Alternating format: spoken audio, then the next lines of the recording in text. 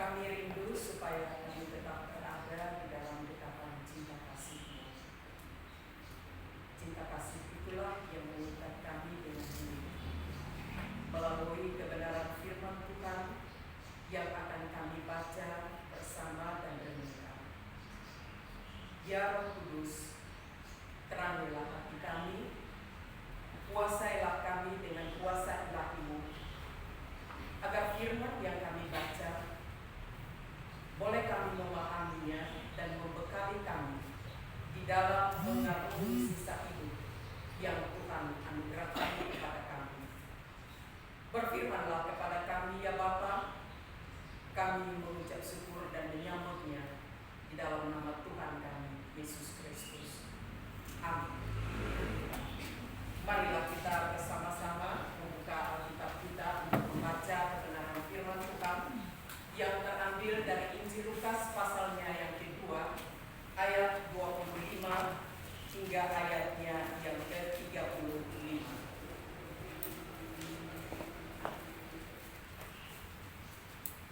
Injil Lukas pasalnya yang kedua, ayat 25 hingga ayatnya yang ke-35. Saya membacakan ayat 25, Bapak Ibu dan saudara sekalian membacakan ayat 26 silih berganti hingga ayat 35. Demikianlah firman Tuhan. Adalah di Yerusalem seorang bernama Simeon. Ia seorang yang benar dan saleh yang menantikan penghiburan bagi Israel. Roh Kudus ada di atasnya. Dan kepadanya telah dinyatakan oleh Roh Kudus bahwa ia tidak akan mati sebelum ia melihat Mesias, yaitu Dia yang diurapi Tuhan. Ia datang ke bait Allah oleh Roh Kudus. Ketika Yesus anak itu dibawa masuk oleh orang tuanya untuk melakukan kepadanya apa yang ditentukan hukum Taurat. Ia menyambut anak itu dan menatapnya sambil mengucap, katanya, Sekarang Tuhan, biarkanlah hamba-Mu ini pergi dalam damai sejahtera sesuai dengan firman-Mu. sebab mataku telah melihat keselamatan yang daripadamu, yang telah Engkau sediakan di hadapan segala bangsa, yaitu terang yang menjadi penyertaan bagi bangsa-bangsa lain dan menjadi kemuliaan bagi umat-Mu Israel. Dan bapa serta ibunya amat heran akan segala apa yang dikatakan tentang Dia. Lalu Simeon memberkati mereka dan berkata kepada Maria, ibu anak itu, sesungguhnya anak ini ditentukan untuk menjadi Allah memberikan banyak orang Israel dan untuk menjadi suatu tanda yang menimbulkan keberkatan. Dan suatu pedang akan menembus jiwa sendiri supaya menjadi nyata pikiran hati banyak orang. Demikian jauh pembacaan firman Tuhan bagi kita semua. Firman Tuhan berkata bahwa orang yang berbahagia adalah mereka yang mau membaca dan tidak saja membaca, tetapi bersedia untuk merenungkannya lalu mempraktekkan di dalam kehidupan nyata. Haleluya. Bapak dan Ibu yang dikasihi oleh Tuhan kita Yesus Kristus, minggu ini kita telah memasuki minggu Advent pertama. Dan kalau kita berbicara menyangkut dengan minggu Advent adalah masa penantian. Biasanya di gereja-gereja telah mempersiapkan diri untuk masuk dalam minggu Advent. Minggu Advent itu berlangsung selama 4 minggu berturut-turut sampai pada hari perayaan Natal. Dan kalau berbicara menyangkut dengan minggu Advent, kata Advent itu tidak terdapat di dalam ayat Alkitab. Tetapi itu berasal dari bahasa Latin yaitu Adventus, yang artinya kedatangan. Bapak dan Ibu yang dikasihi oleh Tuhan kita Yesus Kristus, berbicara menyangkut dengan kedatangan berarti sesuatu yang akan datang. Maka jikalau sesuatu yang akan datang, tentunya kita akan menaruh harapan sepenuhnya. Tentunya kita akan menanti, dan di dalam penantian itu kita tentunya akan mempersiapkan diri. Seperti itulah tradisi yang dilakukan oleh orang-orang Kristen. Ketika bulan Desember hendak tiba, semua orang pasti akan berusaha untuk mempersiapkan segala sesuatu dengan suatu harapan untuk menyambut kedatangan Kristus, bukan yang pertama kali, tetapi untuk yang kedua kali. Jadi kalau kita katakan bahwa kita menantikan kelahiran Tuhan Yesus Kristus, itu salah, karena Kristus sudah lahir, karyanya telah dinyatakan. Tetapi yang benar adalah kita sementara mempersiapkan diri untuk menanti kedatangan Kristus yang kedua kali, untuk menjemput semua saleh-salehnya masuk ke tempat yang agung yang telah dipersiapkan dengan tangan Tuhan Sang Ilahi itu bagi semua orang yang telah mengaku percaya dan setia di dalam kehidupannya mengiring Tuhan, layak akan disambut oleh Sang Raja yang agung. Seperti yang saya katakan tadi, bahwa di minggu Advent yang pertama, Tuhan mengizinkan kita masuk di minggu yang pertama, mengawali persiapan kita menanti kedatangan Kristus yang kedua. Lalu bagaimanakah supaya nanti kita bisa dapat masuk di dalam kerajaan sorga yang mulia, yang akan disambut oleh Sang Ilahi, Raja di atas segala raja, untuk menempatkan posisi kita bersama-sama dengan Dia. Maka untuk menjalani dan menemukan hal yang seperti ini, saya mau katakan sesungguhnya tidak mudah.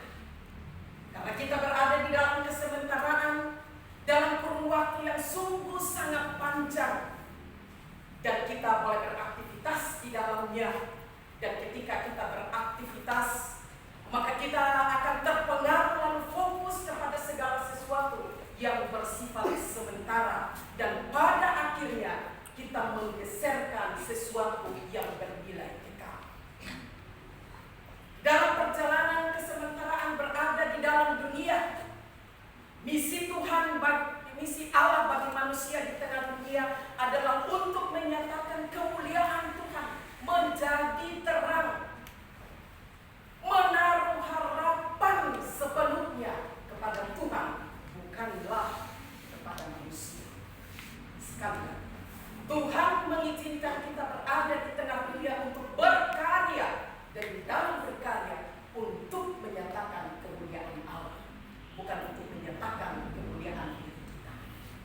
Dan di dalam semua itu, apapun yang kita lakukan, kita harus meletakkan harapan kita di atas dasar yang kuat, yaitu janji-janji Tuhan. Bagaimanakah supaya kita bisa mencapai sorga yang mulia? Telah kita membacakan dalam perikop pembacaan kita tadi tentang Yesus disunat dan diserahkan kepada Tuhan, Simeon, dan Hana. Kita sudah melihat bagaimana sikap daripada seorang tokoh di dalam Alkitab ini yang dipakai oleh Tuhan untuk menyatakan seluruh rencana kekal Allah, yaitu melalui tokoh Simeon. Siapakah Simeon? Simeon adalah seorang yang hidup di Yerusalem.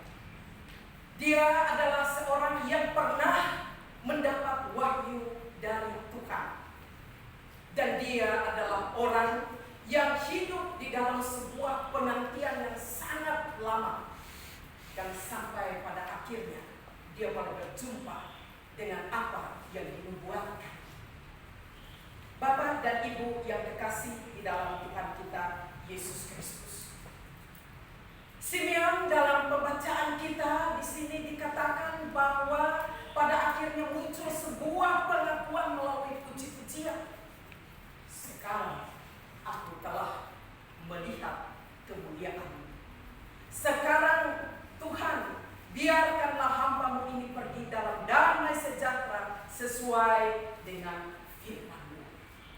Bapak dan Ibu yang dikasihi oleh Tuhan kita Yesus Kristus, pada akhirnya apa yang diwahyukan oleh Allah kepada Simeon menjadi sebuah kenyataan.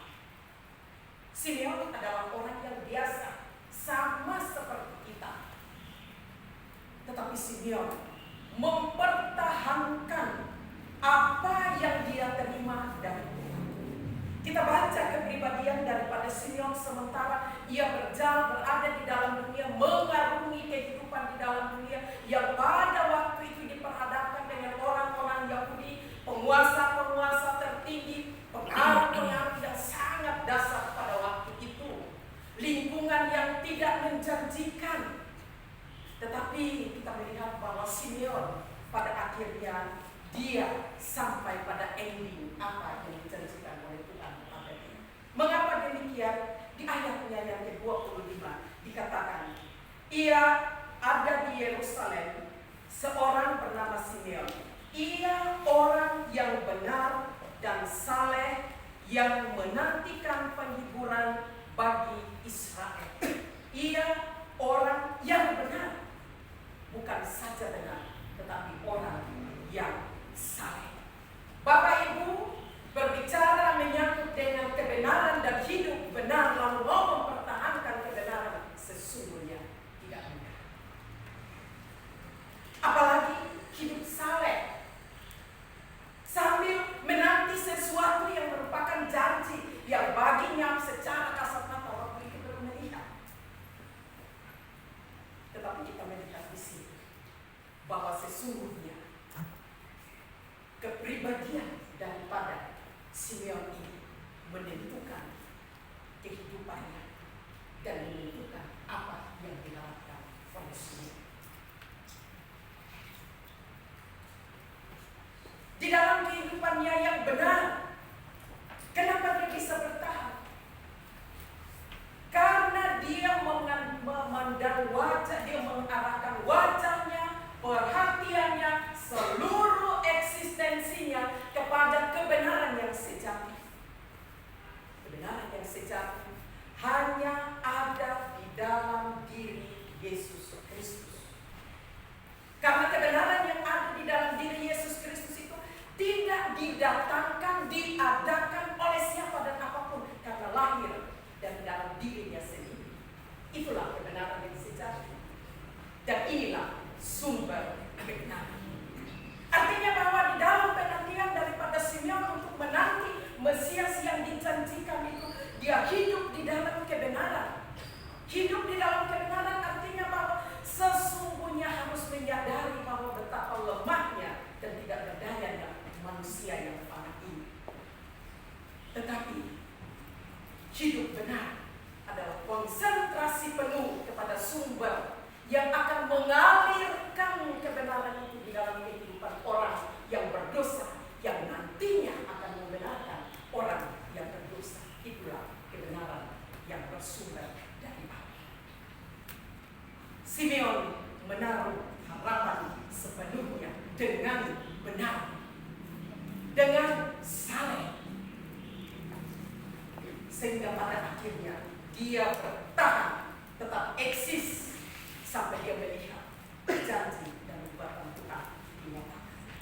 Hal yang kedua, apa yang membuat Simeon sampai pada akhirnya dia tetap menaruh harapan sepenuhnya kepada Tuhan? Di ayat yang sama masih katakan bahwa Roh Kudus ada di atasnya.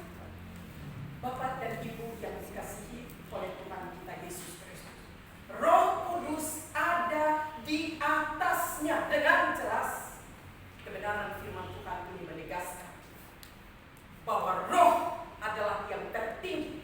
Kalau dia pakai kata di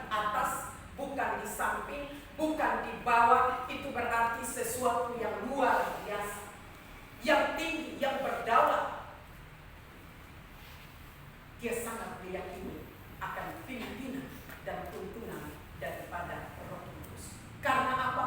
Roh yang ada, yang ia yakini, ia percaya, ia andalkan, itulah yang memberikan iluminasi kepada dia, sehingga dia memperoleh penerangan dan dia dapat melihat dengan jelas apapun pengaruh keberadaan dunia. Dia tetap memandang kepada Tuhan dengan menaruh harapan bahwa Roh Kudus menjadikan matanya sehingga dia mampu untuk hidup benar, membedakan mana yang benar, mana yang salah. Itulah fungsi daripada Roh Kudus. Roh Kudus adalah untuk menghibur, menguatkan, memberikan petunjuk, memberikan nasihat, memberikan bimbingan, memperbaharui kehidupan kita. Itulah fungsi daripada Roh Kudus. Dan Simeon tetap meyakini akan penyertaan Roh Kudus. Itulah sebabnya dia menjunjung Roh Kudus ini lebih dari segala-galanya.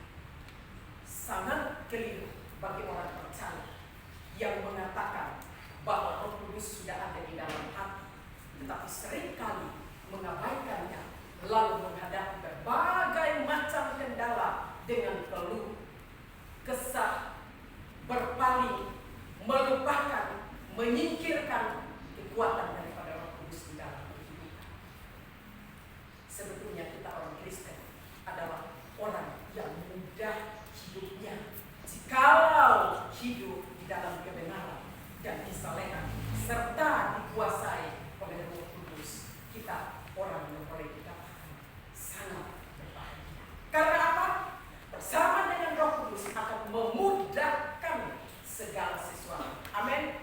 Jadi kalau memang sudah merasa berat hati, sudah merasa jenuh, sudah merasa terbatas, tidak usah bingung.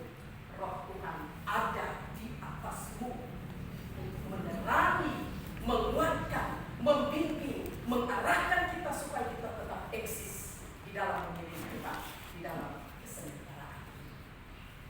Bapak dan Ibu, itulah yang membuat sehingga di dalam sepanjang kehidupan kurun waktu yang cukup lama, ini orang hidup dari masa perjanjian lama sampai pada masa perjanjian baru berikan Yesus. Cukup lama bukan? Untuk menantikan sesuatu, orang pasti akan merasa jenuh.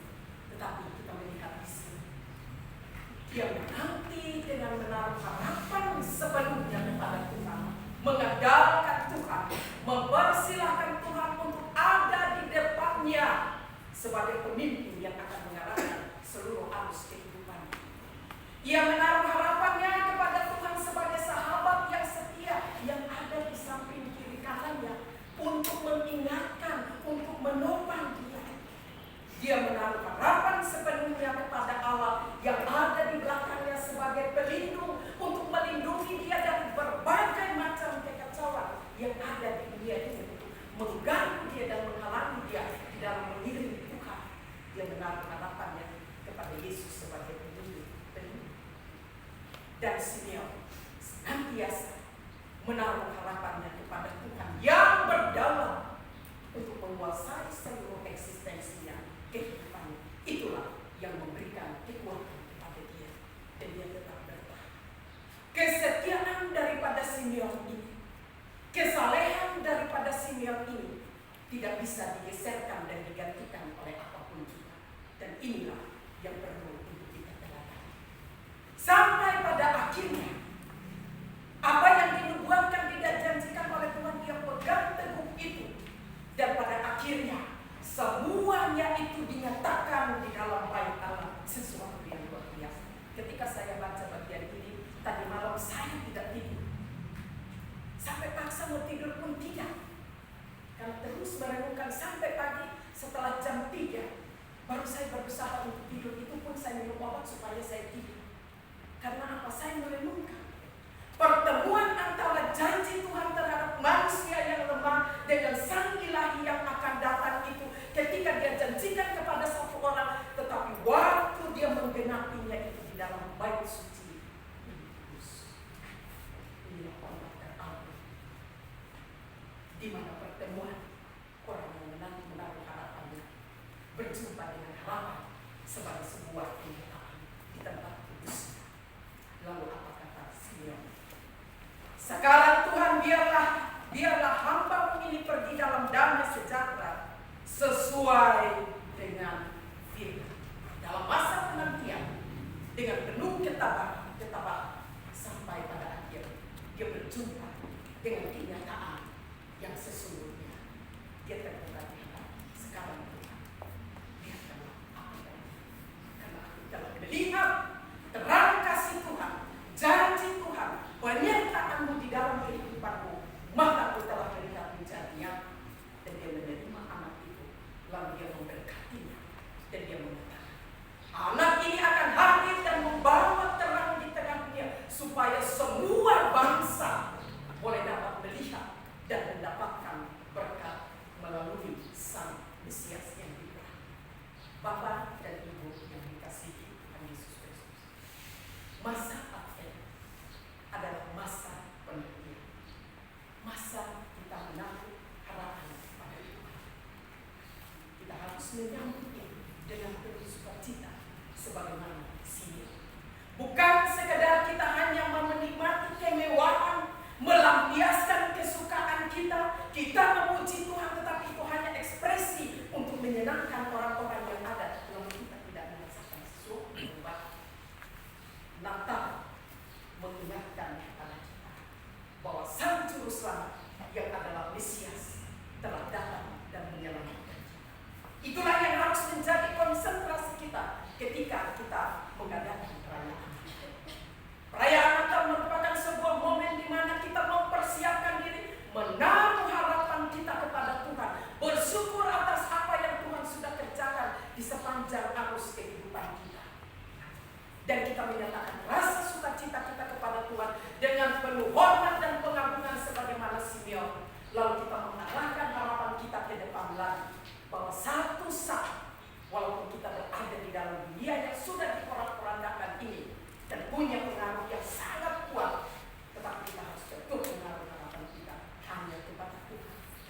Dan pada akhirnya, orang yang tetap setia di dalam hidup Tuhan dan hidup menaruh harapan sepenuhnya di dalam seluruh aspek kehidupan dan kegiatannya, dia hidup mempermuliakan nama Tuhan selama ada di dalam dunia. Ketika kedatangan Kristus yang kedua kali, Tuhan menyambut, marilah hai anak dan terlahir untuk masuk dalam kerajaan surga. Nah, Tuhan mempersiapkan hati kita menaruh harapan sepenuhnya kepada Tuhan dengan menyerahkan diri, mengandalkan Tuhan, Raja di atas segala raja yang menguasai hidup kita untuk hidup memuliakan Tuhan. Amin. Kita berdoa. Mari kita masing-masing sejenak membuka hati di hadapan Tuhan. Kita mau katakan kepada Tuhan, terima kasih Tuhan sudah menuntun kami dalam seluruh kegiatan kami sampai pada penghujung tahun ini. Ampuni kami Tuhan, jikalau Tuhan mengizinkan kami, mempercayakan kami menjadi misi di tengah dunia ini. Kami mengalami kegagalan, kesalahan, ampunilah kami. Tolonglah kami Tuhan untuk mempersiapkan diri kami agar di dalam masa-masa Advent kami boleh mempersiapkan diri untuk menyambut kedatangan Kristus dengan menyerahkan seluruh keberadaan hidup kami dikuasai oleh Tuhan. Jadikanlah kami menjadi orang-orang yang akan dibaharui oleh Tuhan menuju kepada kedewasaan iman. Berkatilah kami semua ya Tuhan, sebagaimana Engkau telah memberkati Simeon. Dia sudah